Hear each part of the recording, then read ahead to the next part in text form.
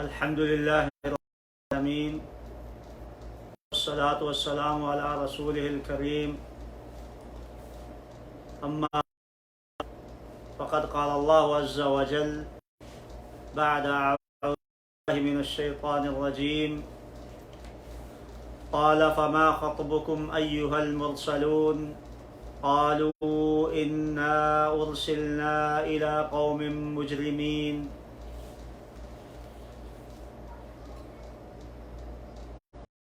آج 27 رمضان المبارک 1441 ہجری 27ویں پارے کا خلاصہ پیش خدمت ہے۔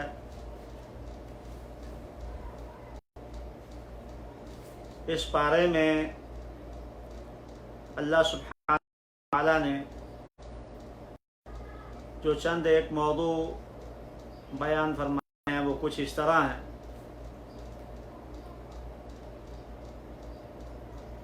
قوم لوط کی طرف فرشتوں کو اللہ سبحانہ و تعالیٰ نے جو بھیجا اور وہ ابراہیم علیہ السلام کے پاس لے آئے، اس واقعہ بیان کیا گیا۔ جن و انسان کی پیدائش نبی اکرم صلی اللہ علیہ وآلہ وسلم کو تسلی دی گئی ہے۔ روز قیامت کا مسئلہ بھی بیان ہوا ہے۔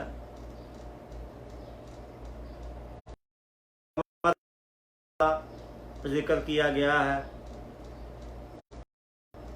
اور قرآن مجید بہت آسان کتاب ہے۔ اللہ سبحانہ و تعالیٰ نے اس پارے میں سورہ القمر کے اندر ذکر فرمایا ہے۔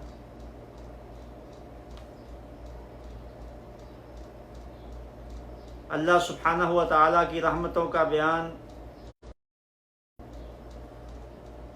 اور رحمتوں کا ذکر اور کفران نعمت کی سزا روز قیامت میدان محشر میں انسانوں کے 3 گروہ ہوں گے۔ جنت کی نعمتیں اور جہنم کے عذاب کا بیان، معیت الہی بیان ہوا ہے۔ فتح مکہ سے پہلے دین اسلام کو قبول کرنے والے کی فضیلت بیان کی گئی۔ موضوع جو اللہ سبحانہ و تعالیٰ نے 27ویں پارے میں بیان کیے ہیں، اس کا کوئی سبب ہے۔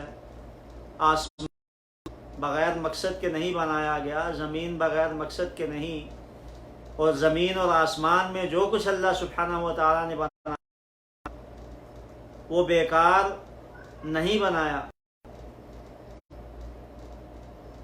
تفکرون، اللہ تعالیٰ نے قرآن مجید میں مومنوں کی بیان کی ہے۔ تفکرون فی خلق السماوات والارض، کہ یہ مومن مسلمان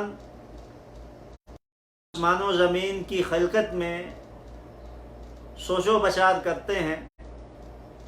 سمجھ میں نہیں آتا تو پھر کیا کہتے ہیں؟ سبحانک، اللہ تو پاک ہے، ہمارے رب تو پاک ہے، یہ جو بھی تو نے پیدا کیا ہے نہیں، باطل نہیں، اس کا کوئی مقصد ہے، وہ ہمیں سمجھ آئے یا نہ آئے۔ تو اللہ تعالیٰ نے انسان اور جن کو پیدا کرنے کا مقصد کیا بتایا؟ فرمانے باری تعالیٰ ہے وَمَا خَلَقْتُ الْجِنَّ وَالْإِنسَ إِلَّا لِيَعْبُدُونَ، میں نے جن اور انسان کو اپنی عبادت کے لیے پیدا کیا ہے۔ ان کا مقصد یہ نہیں ہے ما اريد منهم من رزق، ان کے اس میں آنے کا مقصد روزی نہیں ہے. وما اريد ان يطعمون، اور نہ ہی ان کو اس دنیا کے اندر بھیجنے کا، ان کو پیدا کرنے کا کوئی مقصد یہ ہے کہ مجھے کھلائیں پلائیں. کیوں؟ ان اللہ هو الرزاق، یقیناً اللہ سبحانہ و تعالی وہی روزی رساں ہے، وہی داتا ہے، ذو القوت المتین، وہ توانائی والا ہے، زور آور ہے، بڑی طاقت ہے اللہ سبحانہ و تعالیٰ کے پاس. تو اس آیت میں اللہ سبحانہ و تعالیٰ نے مقصد بیان کیا ہے، مقاصد زندگی، لیکن اس کے ساتھ ساتھ ضروریات زندگی بھی ہیں. انسان کے ساتھ بھی ضروریات لگی ہیں، جنوں کے ساتھ بھی ضروریات لگی ہیں. عبادت تو فرشتے بھی کرتے تھے اور بہت زیادہ عبادت کرتے ہیں. جب آدم علیہ السلام کو اللہ سبحانہ و تعالیٰ نے پیدا کیا تو فرشتوں نے یہی کہا تھا کہ عبادت تو ہم کرتے ہیں، تیری تسبیح بیان کرتے ہیں، حمد بیان کرتے ہیں، ہر وقت ہم تیرے ذکر میں مشغول رہتے ہیں. تو اللہ سبحانہ و تعالیٰ نے کیا فرمایا تھا؟ انی اعلم ما لا تعلمون، مجھے علم ہے تمہیں پتہ نہیں. تو وہ علم یہ تھا اللہ سبحانہ و تعالیٰ کے ضروریات زندگی کے ہوتے ہوئے پھر عبادت کی جائے. لیکن افسوس کے ساتھ یہ بات کرنا پڑتی ہے کہ آج مسلمان نے ضروریات زندگی کو مقاصد زندگی بنا دیا، اور جو مقاصد زندگی تھے ان کو ضروریات بنا لیا ہے. انسان کی زندگی کے کچھ مقاصد ہیں اور وہ اس آیت میں بیان ہوئے ہیں، اور انسان کی زندگی کی کچھ ضروریات ہیں، ان کا ہر شخص کو پتہ ہے، علم ہے. ضروریات زندگی کیا ہیں؟ کھانا پینا، سونا، اوڑھنا بچھونا، شادی بیاہ، بیوی بچے، کاروبار، تجارت، گھر ہونا چاہیے، بینک بیلنس ہونا چاہیے، کار ہونی چاہیے، کوٹھی ہونی چاہیے. یہ ساری جو ضروریات زندگی ہیں، لیکن ان ضروریات زندگی کو آج اکثر لوگوں نے مقاصد زندگی بنا لیا. مقصد ہے کہ اسٹیٹس اونچا ہو جائے، بینک بیلنس ہو، کوٹھی ہو، کار ہو، بنگلہ ہو، اور بچوں کے لیے، ہر ایک بچے کے لیے ایک علیحدہ علیحدہ مکان بنا لیا جائے. دن اور رات اسی کام میں جو ہے وہ لگا ہوا. کھانا اچھا ہو، پینا اچھا ہو، گھر اچھی ہو، لباس اچھا پہنے. یہ جو چیز ہے یہ ضروریات زندگی تھی. لیکن آج انسان نے، مسلمان نے اس ضرورت کو مقصد بنا لیا ہے اپنی زندگی کا، کہ مقصد ہی یہ ہے کہ بھئی زیادہ کھایا جائے، زیادہ جو ہے وہ پہنا جائے، اچھا کھایا جائے، اچھا پہنا جائے، اور دن رات اسی فکر میں یہی تانے بانے جو ہے وہ بنے جا رہے ہیں، اسی پہ سوچا جا رہا ہے، اسی کی پلاننگ کی جا رہی ہے. تو اللہ سبحانہ و تعالیٰ نے یہ ضروریات جو دی ہیں وہ اللہ نے مہیا کرنی ہے. ان اللہ هو الرزاق ذو القوت المتین. اللہ نے اسی آیت میں مقاصد زندگی کے بعد یہی فرمایا کہ اللہ روزی رساں ہے، فکر نہ کرو. اور 12ویں پارے کی پہلی آیت میں فرمایا وما من دابۃ فی الارض الا علی اللہ رزقها. تو مقصد زندگی عبادت ہے. اب اس کا معنی یہ نہیں ہے کہ عبادت کا معنی یہ ہے کہ کٹیا میں چلے جاؤ، رہبانیت اختیار کر لو اور اندر بیٹھ کے بس نمازیں چلے شروع کر دو، نمازیں پڑھتے رہو، قرآن کی تلاوت کرتے رہو، اللہ اللہ اللہ کا ذکر کر. نہیں، یہ معنی نہیں ہے. اس کا معنی یہ ہے، اللہ تعالیٰ نے فرمایا وَلَا تَنْسَ نَصِيبَكَ فِي الدُّنْيَا. دنیا جو حصہ ہے اس کو بھولو مت. تمہارا کھانا یہ بھی عبادت بن سکتا ہے، سونا یہ بھی عبادت بن سکتا ہے، تجارت یہ بھی عبادت بن سکتی ہے، شادی یہ بھی عبادت بن سکتی ہے۔ تو اس ساری چیزوں کو اگر شریعت کے دائرے کے اندر رہتے ہوئے ہم سر انجام تو اس پر ثواب ملے گا، لیکن اگر شریعت کے دائرے سے باہر چلے جائیں تو پھر اس کا ثواب نہیں بلکہ الٹا گناہ۔ تو بات یہ کر رہے تھے کہ ضروریات زندگی اس کے بغیر چارہ نہیں ہے، لیکن مقاصد زندگی کو ہم بھول چکے ہیں۔ آج مقصد جو تھا وہ ضرورت بن چکی ہے۔ کبھی نماز بھی پڑھ لینی چاہیے، مسجد میں چلے جانے چاہیے کیونکہ مسلمان ہیں، ضرورت ہے اس بات کی کہ بھئی مسلمان ہونے کا جو ہے وہ تھوڑا سا کسی کو پتہ چلنا چاہیے۔ کبھی جمعے کے لیے مسجد میں بعض لوگ چلے جاتے ہیں، بعض آ جاتے ہیں، لیکن 5 وقتہ نماز کے لیے ٹائم نہیں ہے۔ جی کیا کریں جی، کاروبار میں مشغول تھے، ڈیوٹی پہ تھے، کام پہ تھے، جی وقت ملتا ہے تو پڑھ لیتا ہوں۔ تو اللہ سبحانہ و تعالی نے مقصد زندگی بیان کرتے ہوئے فرمایا کہ تمہارا جنوں اور انسانوں تمہاری زندگی کا مقصد اس دنیا میں آنا وہ کیا ہے؟ عبادت۔ رزق اگر حلال طریقے سے کمایا جائے، نبی صلی اللہ علیہ وآلہ وسلم کے طریقے سے بیع جو ہے خرید و فروخت ہو، آپ صلی اللہ علیہ وسلم نے فرمایا کہ اگر بائع اور مشتری، خریدار اور فروخت کنندہ جو ہے اور خریدار جو ہے، دونوں تاجر اور گاہک دونوں جو ہیں اگر عیب کو بیان کر دیتے ہیں تو اس میں برکت آ جاتی ہے، لیکن اگر وہ عیب کو چھپاتا ہے، فروخت کو جو ہے وہ کرنے والا تاجر شخص جو ہے وہ اپنی چیز کی عیب چھپاتا ہے تو سے برکت مٹ جاتی ہے، برکت ختم ہو جاتی ہے۔ تو اب حلال طریقے سے کمانا، شریعت کے مطابق تجارت کرنا، وہ تجارت جو ہے وہ ثواب کا باعث بن جائے گی۔ اس کی مثال آپ ایسے لے لیں، یہ ہوا ہر بندے کی ضرورت ہے، نہ ہو یا آکسیجن نہ ہو تو بندہ مر جائے گا۔ اب ایک شخص مکان بناتا ہے تو وہ اس کا دروازہ بھی رکھتا ہے، کھڑکیاں بھی لگاتا ہے، روشن دان بھی رکھتا ہے۔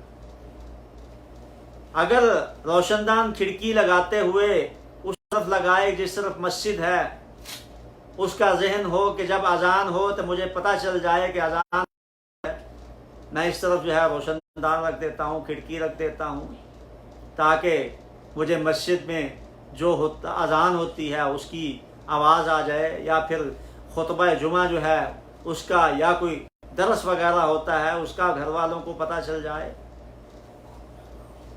تو یہ اس کی جو ہے وہ ضرورت تھی، لیکن اس نے اس ضرورت کو مقصد میں بدل دیا۔ اب اس کا مقصد کیا تھا کہ وہاں سے آواز آئے اذان کی، مسجد کے اندر سے جو پروگرام ہیں ان کا پتہ چل جائے، اس کا مقصد یہ تھا کھڑکی رکھنے کا۔ اب جو ضرورت زندگی ہے، ہوا، کیا وہ وہاں سے روشنی وہاں سے نہیں آئے گی؟ تو یہ ہے وہ چیز جو ہمیں سوچنے مجبور کرتی ہے۔ اللہ سبحانہ و تعالیٰ نے ہمارے پیدا کرنے کا جو مقصد ہے وہ عبادت بنایا ہے، اور عبادت صرف یہ نہیں کہ ہم نماز ہی پڑھیں تو یہ عبادت ہے۔ عبادات بہت شکلیں، کچھ عبادات ایسی ہیں جو مالی ہیں، کچھ عبادات ایسی ہیں جو قولی ہیں، ایسی ہیں جو فعلی ہیں، کچھ عبادات جو قولی اور فعلی دونوں ہیں، کچھ ایسی عبادات ہیں جو مالی اور بدنی دونوں ہیں، کچھ عبادات صرف بدنی ہیں، کچھ عبادات صرف مالی ہیں۔ تو یہ ساری عبادات ہیں، اور یہی مقصد ہے ہماری زندگی کا۔ ساتھ ساتھ جو ضروریات ہیں وہ اللہ سبحانہ و تعالیٰ ہماری ضروریات پوری کرنی ہے۔ تو اللہ تعالیٰ نے یہاں پر ہوئے فرمایا ما اريد منهم من رزق وما اريد ان يطعمون، جن इंसानों को मैंने पैदा किया है तो सिर्फ और सिर्फ उनका मकसद यही है कि वो इबादत करें अल्लाह सुब्हानहू व तआला की और उसके अंदर किसी को शरीक मत करें। अतूर के अंदर अल्लाह सुब्हानहू व तआला ने सल्लल्लाहु अलैहि वसल्लम को पहले लोगों के वाक़यात बताकर कि भाई तेरे साथ मामला नहीं है। इन्होंने पहले जो रसूल आए थे उनको भी यही कहा, किसी को मजनून कहा, किसी को शायर कहा, किसी को जादूगर कहा, और आज तुझे भी ये कह रहे हैं तो कोई बात नहीं है, तुझे परेशान होने की ज़रूरत नहीं है।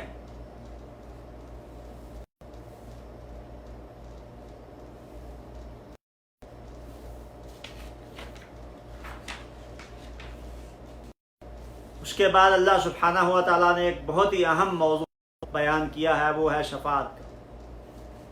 सफारिश अहम मौजू है और आजकल अक्सर मुसलमान जो है इसमें बेरारवी का शिकार, उनको इस बात की समझ नहीं आती कि शफाअत का मालिक कौन है, शफाअत की शुरूत क्या है।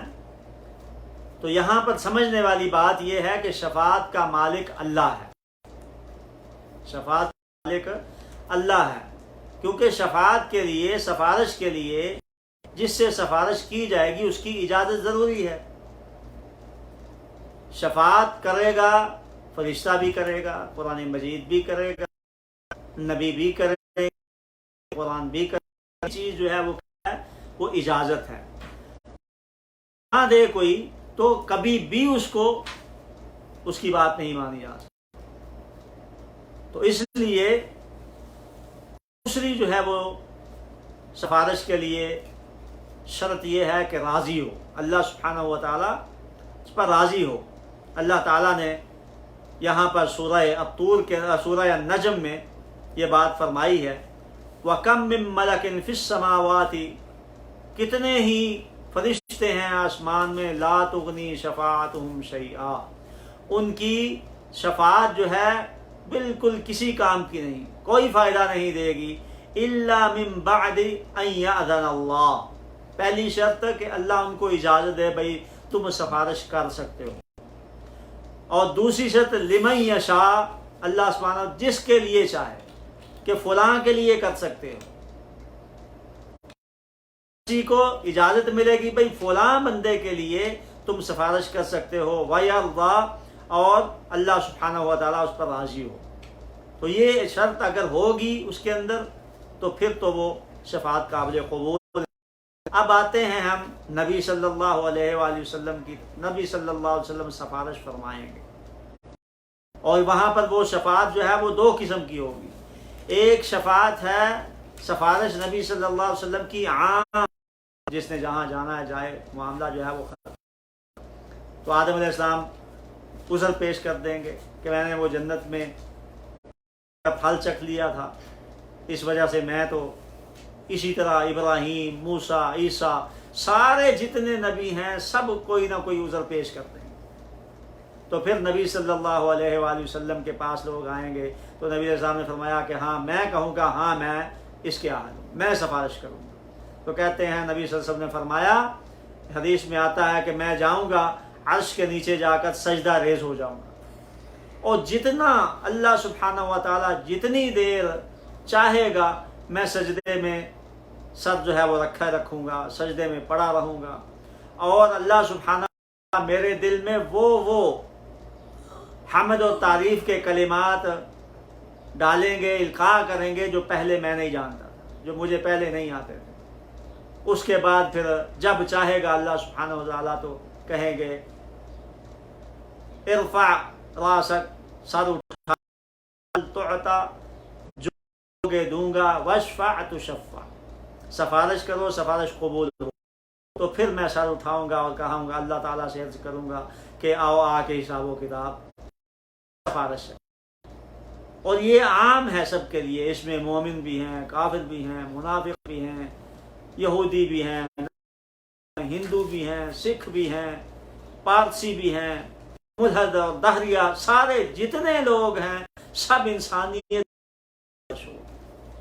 और एक सिफारिश है ख़ास, ایک سفارش ہے خاص، وہ مومنوں میں گناہ گار لوگ ہیں ان کے لیے، تو وہ سفارش صلی اللہ علیہ وآلہ وسلم کریں گے اللہ کی اجازت کے ساتھ، اللہ کی اجازت کے بغیر نہیں ہو، اللہ کی اجازت کے ساتھ وہ سفارش کریں گے، اور اس وقت جب اللہ جو ہے وہ چاہے گا، جب اجازت دے گا، پھر جس کے لیے اجازت دے گا،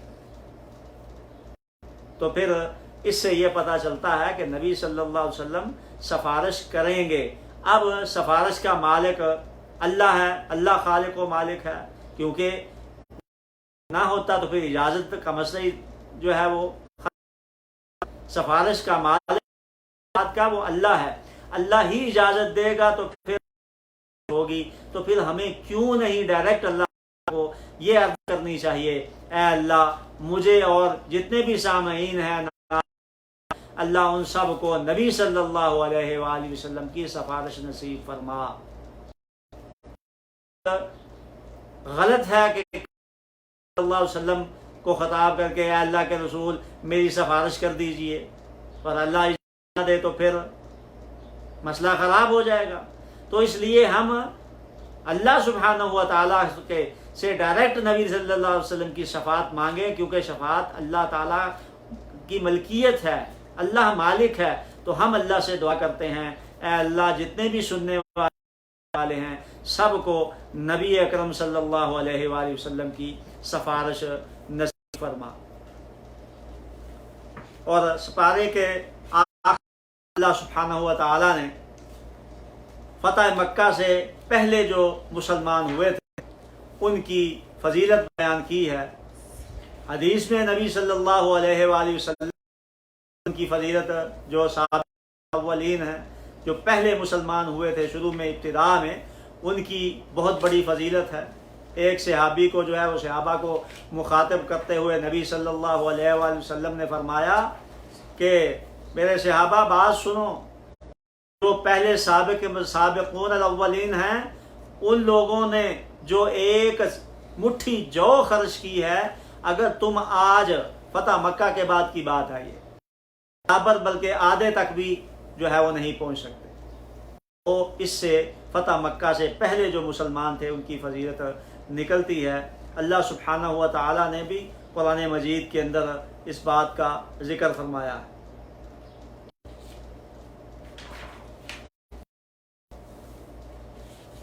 اللہ تعالیٰ کا فرمان ہے